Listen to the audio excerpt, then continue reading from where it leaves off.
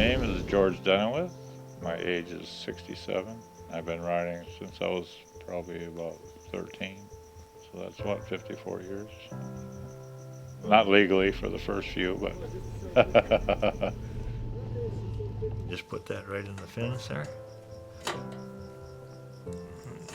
Loosens it right off.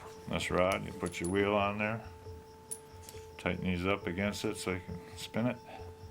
That was in Alaska? Spin to Alaska and back. And Sturgis numerous times. It's the same water in it too, from Alaska. I don't know if it's any good anymore, but my older brother had one. He was 4 years older than I was. He used to ride me on the back. We had a paper route. He'd drive the motorcycle and I'd sit on the back and throw the papers to the houses, to the porches.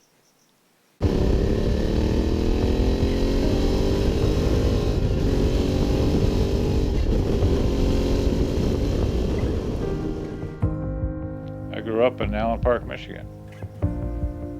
It was a suburb, Detroit. Well, we lived 3 houses from the end of our street. And it was the woods and fields, bean field, kind of country-ish, you know. Got the first bike was my brother's moped because it quit running, and he told me if I could get it running, I could have it, and I got it running, and that's when I started riding. That was about 13, maybe 12 or 13.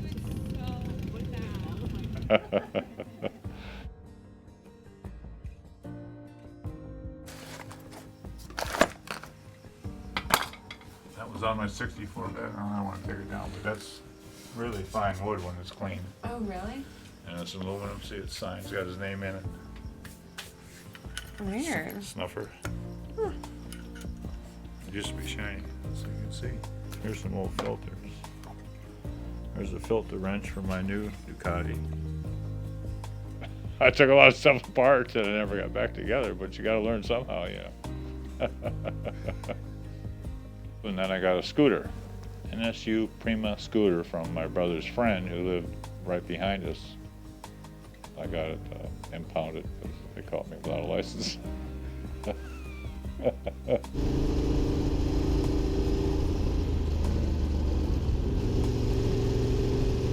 Next bike I got, I think my dad helped me buy, was I used the paper route money and I bought a Cushman Eagle. After that I got my first actual motorcycle was a Honda Super 90. Rode it into the ground, broke the spokes out of the back wheel a few times. Put a pipe on it, you know, make a loud pipe, but we used to ride it in the dirt a lot, so we beat him up pretty good. After that I got my first Ducati 250 Scramble. Saw it in the window and I wanted it. Never heard of a Ducati, didn't know anything about one, but it was a beautiful motorcycle. Used my paper route money and I traded in my Super 90 and I bought it. I think it was about $700-800 or something. And then they hired me at the store and I worked for them. That's the first motorcycle mechanic job I had because I hung around a lot because I never had any money to buy any parts for it, so I'd do stuff for them and they'd give me the parts for the work I did. I bought a Norton Commando in the crate, brand new. Put it together at his shop, got his discount for it. And then I rode it to California on a vacation and stayed.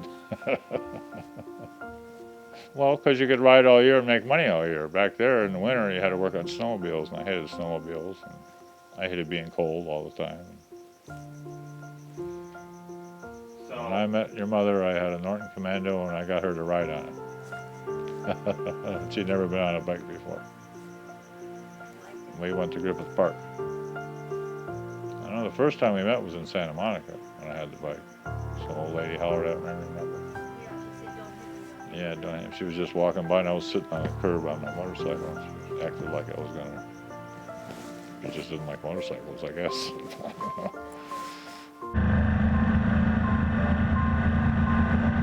I met her at the bar where I used to have a beer every night before I went home in LA because I was working in Santa Monica and she worked at a bar in Santa Monica. So then I convinced her to go for a ride one time and we did.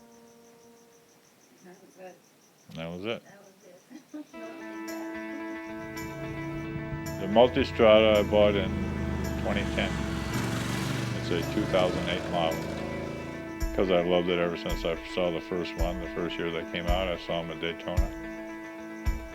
And it's real ugly, so nobody likes them, but I like them because they're ugly.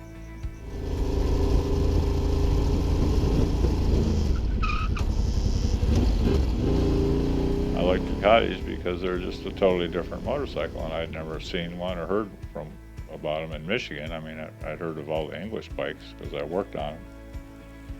And until I saw that Ducati in the window, I'd never heard of one. I still ride them because they're sweet. They're Italian. The old bikes, they're built like artwork. They're not covered up in plastic like most of the new bikes.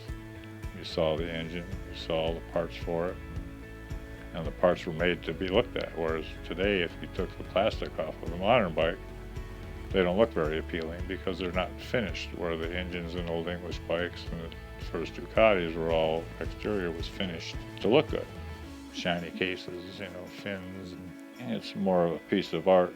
Old bikes were always pretty, like old cars, you know. Riding to California was 2,500 miles, and by myself, so. And it was the middle of winter. Actually, it was Easter Sunday, which is today, in 1970, that I left Michigan, came here. First 2 days were in the snow. And I purposely got a motel room on the ground floor so I could roll the bike inside with me. I didn't want to leave it outside. So I rolled it through the door, and of course with nobody seeing me. So the bike was inside with me at night. Had a sandstorm in Texas. My Norton would only go 50 miles an hour wide open because the wind was so strong. You couldn't see. All the trucks were stopped on the side of the road. It was near El Paso. And they stopped because, you know, they'd get blown over. So that's the only reason I knew where the road was. I just followed the line of semis because they were all pulled off the side of the road because you couldn't see the road. It was too sandy. Blew all the paint off in front of my motorcycle. I had to lay down on it, on the tank, so it wouldn't even go because the wind was so heavy it would hardly move. I had a girlfriend I came to see. It turned out to be an ex-girlfriend by the time I got here.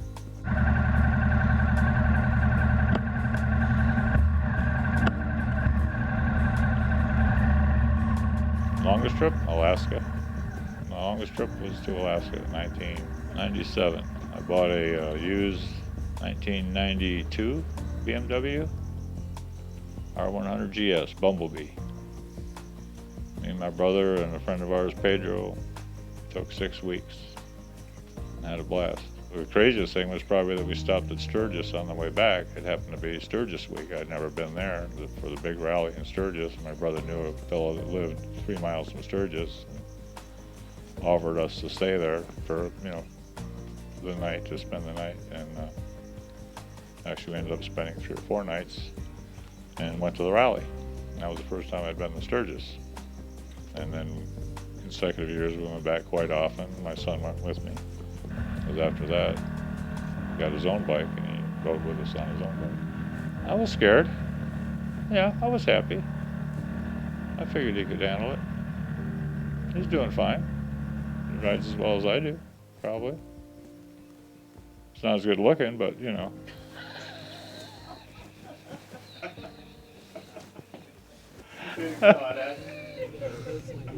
We're on the other side of the mountain. We're going to stop before we hit the cove. Where we stop. Right now, my favorite bike is a Multistrada. My favorite bike for long trips was the BMW. It was super comfortable. It didn't handle real well, though, especially with all the weight on it. Like going to Alaska, we had a lot of gear with us, tents, and sleeping bags, and rain gear, food. But it never missed a beat, never had to mess with it. In fact, we all had BMWs. It's a great trip.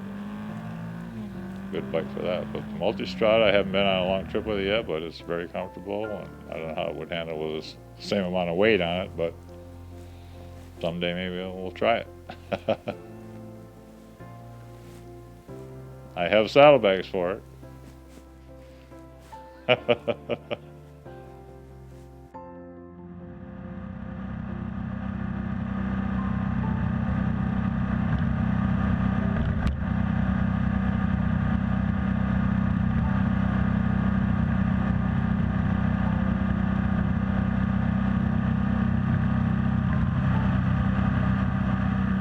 therapy.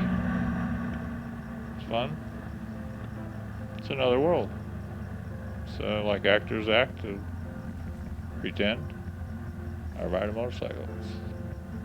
Put your head in another place, you know?